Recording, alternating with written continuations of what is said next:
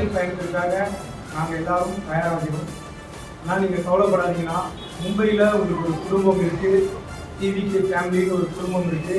கண்டிப்பாக 2026 நாங்கள் எல்லாரும் சேர்ந்து மும்பையில் இருக்கிற வாக்காளர்களை எங்கள் அண்ணனுக்காக ஓட்டா மாற்ற கண்டிப்பாக பாடுபடுவோம். We stand with Stand with